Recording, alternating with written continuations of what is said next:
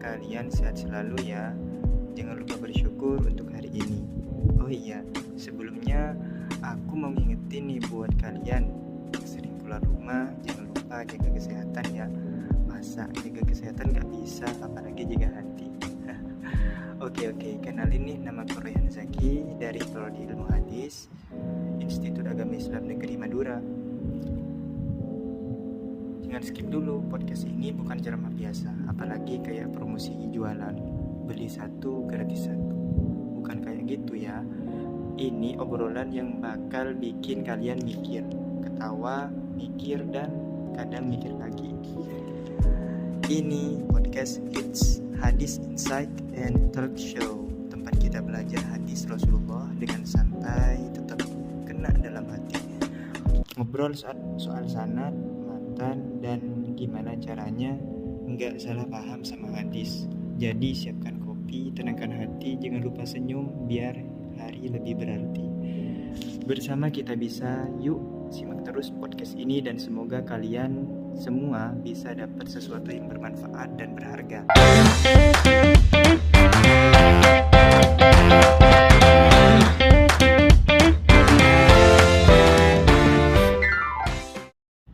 Assalamualaikum warahmatullahi wabarakatuh. Selamat datang di podcast Hits, Hadis Insight and Talk Show. Pada episode kali ini, aku akan membahas salah satu ilmu yang penting dalam ilmu hadis, yaitu ilmu ilal hadis. Yuk simak podcast kali ini.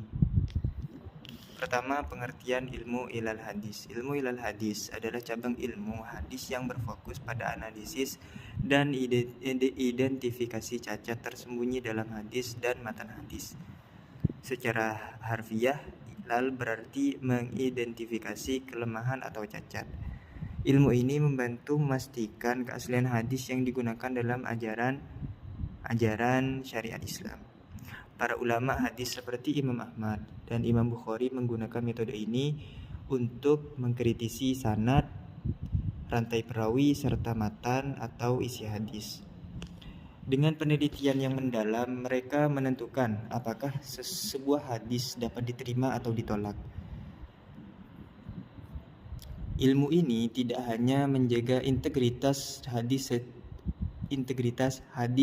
itu sendiri, tetapi juga memelihara keautentikan ajaran Islam.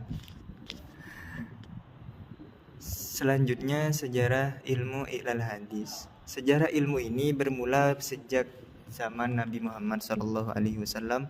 Pada awalnya hadis disampaikan secara lisan, sehingga keakuratan periwayatan menjadi sangat penting.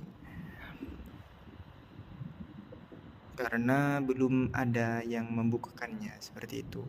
Pada abad kedua Hijriah, ulama seperti Imam Malik dan Imam Abu Hanifah mulai menyusun kriteria untuk menilai keabsahan hadis. Imam Bukhari dan Imam Muslim kemudian menyempurnakan metode kritik sanad, mengidentifikasi kelemahan dalam sanad dan matan, serta menyaring hadis-hadis yang cacat. Pada masa selanjutnya diteruskan oleh tokoh-tokoh, yakni dalam menyimpun hadis ini, yaitu Ibnu Hajar al-Asqalani yang mengembangkan ilmu ilal hadis agar tetap relevan, dan ulama-ulama lain. Kedudukan ilmu ilal hadis. Ilmu ini memiliki kedudukan istimewa dalam kajian hadis karena sangat terkait dengan kesahihan hadis.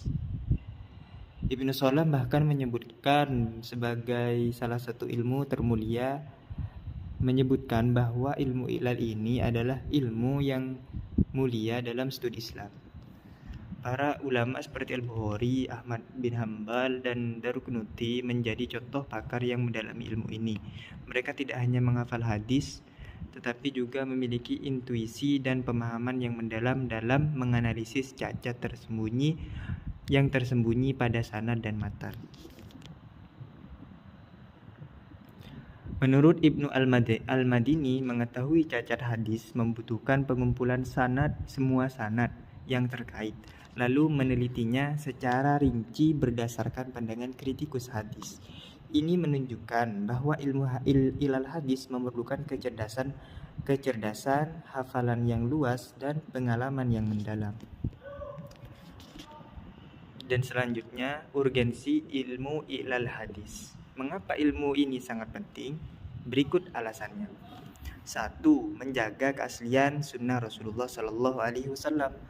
Kedua, membedakan hadis yang sahih dan yang cacat dari yang cacat. Membedakan hadis yang sahih dari yang cacat. Dan yang ketiga, menghindarkan umat Islam dari kesalahan dalam beragama, dalam bersyariat. Hajar Al-Khatib menekankan bahwa ilmu ilal hadis menjadi alat penting untuk menilai hadis yang tampak sahih, tetapi sebenarnya memiliki cacat tersembunyi. Ulama seperti Ibnu Rajab menyebutkan bahwa mereka yang memahami ilmu ini adalah para ulama pilihan, ulama-ulama yang terpilih dengan pemahaman tajam dan luas. Begitu yang dikatakan oleh Ibnu Rajab.